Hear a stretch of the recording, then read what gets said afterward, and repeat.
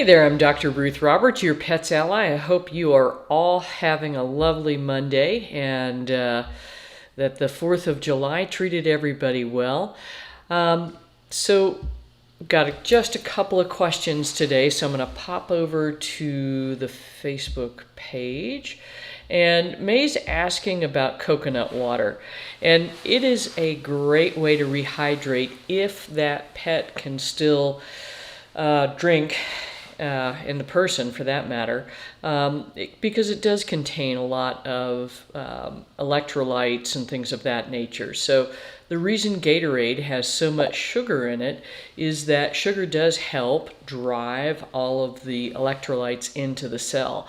So there is a little bit of sugar in coconut oil, and for this reason that seems to really help quite a bit. I don't know that it's as good as IV fluids. If you're to the point where you need IV fluids, your gut's not getting much blood supply, and so you're going to have a hard time actually absorbing that. But for a short-term situation like this, it's a great way to rehydrate. When we've had, GI episodes where things are just sort of coming unhinged, if you will, that's been one of the quickest way to rehydrate and then to stay hydrated. So hopefully that helps, May. And so it seems like the chia seeds are helping, and there's a lot of confusing stuff. Yeah, and so Lolly's saying, and I know there's another question you've got more about turnips, so and the PCR test. So Lolly's saying, is she used to take the omegas or the flaxseed for the omega-3s? Unfortunately, we can absorb less than 10% of the omega-3 fatty acids in flaxseed. Excuse me, in dogs probably less than that. So chia seeds I like because of the high protein and that prebiotic fiber. So I think that's great, but it's not working for you, and ultimately that's the big question. So so the mashed turnips and little ice cubes, do you still need to do the PCR test? It is not a cheap test for sure. Yeah, exactly. You're on turnips now. And so what I was saying is that the vet can send them out to either Antec or IDEX. Those are the two common reference labs that veterinarians use. So it is not cheap, but it is, it is a potential option because a rare number of dogs will end up having things like C. diff and Campylobacter and things of that nature. So there are a whole host of other things that can cause a loose stool. And, so you got to decide if that's worthwhile to talk with her or not. The other options, I think you've been through the vast majority of them, and that is to do food sensitivity testing. And I cannot remember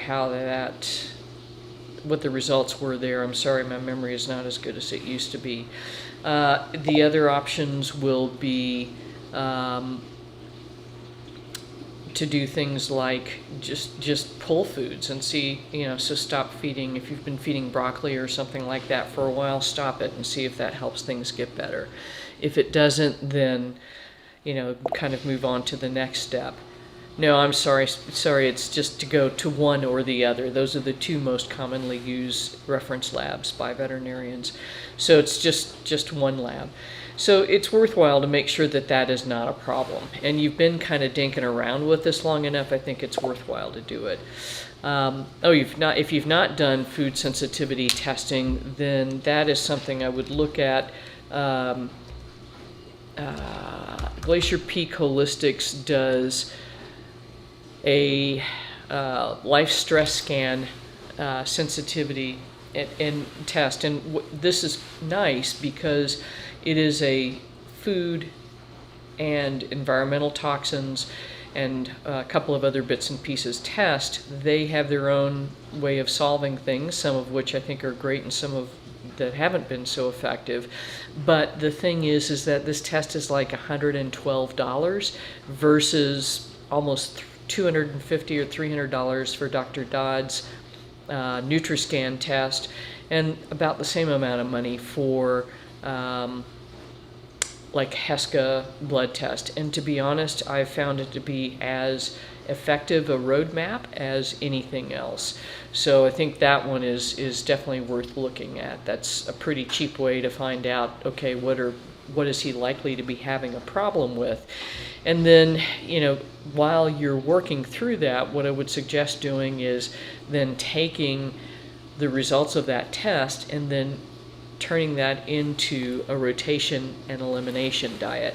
And what that would mean is creating 3 different batches of food that he does not show up as sensitive to on this test, and then feeding that every 24 hours. And the goal there is to reduce the amount of antigens that his gut lymphoid tissue is seeing every day, so that it is much less likely that he will continue reacting to it.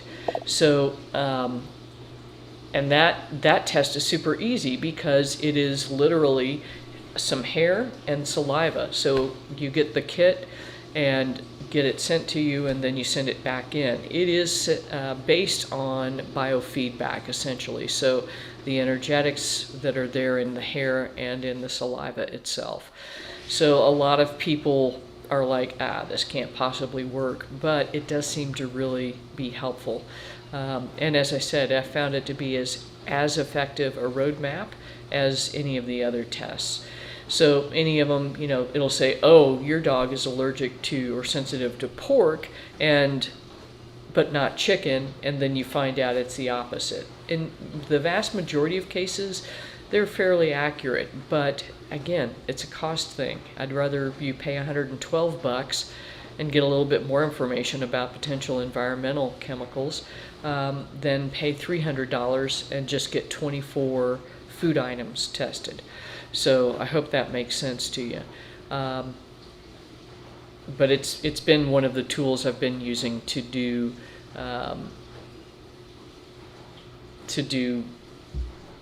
food sensitivity testing, because it has been really, really effective. And then Janice is asking about the curcumin product, and I'm going to pop over to the site and pull that label up, and how much to use. And so what I would say is start with the recommended dose for your pet's weight. And let me pull this up here. And then kind of go from there. Sometimes people will end up using a much higher dose, and sometimes the lower, the label dose is plenty. So if we look at that, let me pop that over. There we go, that's the right one. So here's kind of what's in per tablet. So the turmeric and bioperine and coconut oil. And then the dosing is, oops, wrong side, is, for 1 to 10 pounds, half a tablet, half to 1, and so on and so forth. What I would do is start with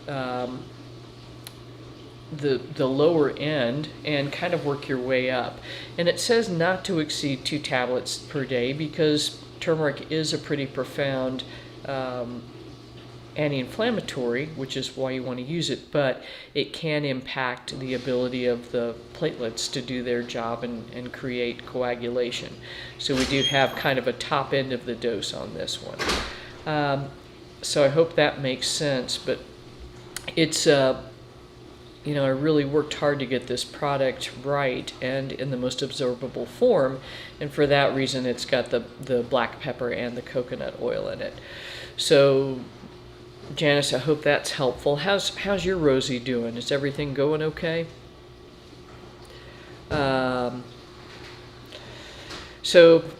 And Pam's asking, should you do the Glacier Peak before doing the expensive stool test?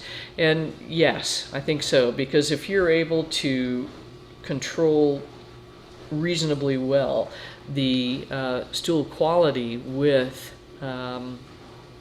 with turnips and chia and things like that, that generally means that there's some food sensitivity going on, and also it will help us know if we need to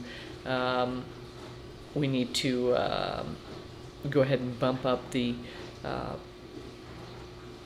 I'm so sorry, I just totally lost the train of thought. If we're going to need to bump up other things that will help heal the gut or not. So I hope that makes sense. Any other questions you all can think of? I think that's kind of it for today. I'm going to double check the page and make sure I haven't missed anything here. Oh, good. So aside from the blood tests being drawn, how's Rosie feeling? Is she doing well? And if y'all didn't see this video, it really is one of the most heartwarming things I've ever seen. You can tell that this woman and her husband are definitely into physical fitness themselves, and it looks like they own a gym and that kind of stuff. But this dog is just adorable, and the strides that he has made because they have given him the support is just astonishing. So check that out on the page. Yep, and there's that. And I think that's it for today. So until next week, you all take good care, and we will see you. Give everybody a big hug and all that good stuff. Thanks so much.